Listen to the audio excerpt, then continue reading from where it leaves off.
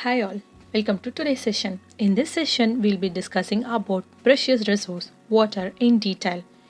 Earth is called as blue planet. Do you all know why? Yes, it's because of water. Major part of the earth is covered with water. That is, 71% of the earth's surface is covered with water, while the remaining 29% of the earth is covered with land. Water covers 71% of the earth's surface in the form of rivers, ponds, oceans, etc. Thus makes it appear blue in color when looked from space. However, 97% of the total water present on Earth is saline water, hence it is fit neither for consumption nor for household and industrial purpose, while the remaining 3% is fresh water, two-thirds of which is confined in glaciers, polar ice caps, which is not readily available for our usage. Only one-third, that is 0.6006% of water on Earth, is readily available for our usage. After hearing this, at this time, you all might be wondering, right, how is the amount of water is constant even after its continuous usage? Because since years, we make use of water in our daily activities like bathing, brushing, cleaning, washing, etc. From our ancestors, like our grandparents, their grandparents, our parents, and now our generation are making use of water. You know what? There is a magical process behind this which makes the water constant on earth. Are you all interested in learning about it? Yeah, actually it's nothing but water cycle.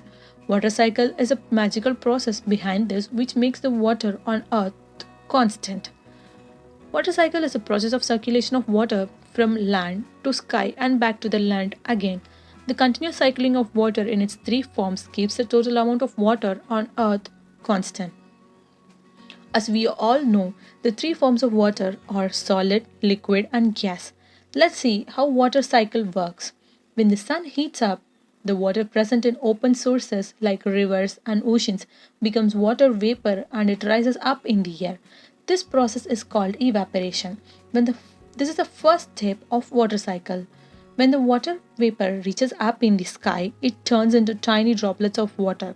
These water droplets, along with various gaseous and dust particles, come together to form clouds. This is known as condensation. When the cloud becomes too heavy and it cannot hold any more water inside, it bursts open to give out rain, hail, or snow. This is known as precipitation. As it rains, water gets collected in oceans and rivers. It even seeps through soil and becomes groundwater. The, thus, water cycle is a continuous process of evaporation, condensation, precipitation, and collection.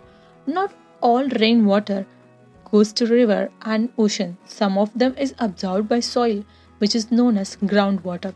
Groundwater is an important source of fresh water on earth. It is a source of water for many lakes, rivers, wells, etc. Many of us drink groundwater every day. The upper limit of the level below which the ground is saturated with water is called water table. Groundwater is the water found below the water table. The water table varies from one place to another and it may change even at a given place.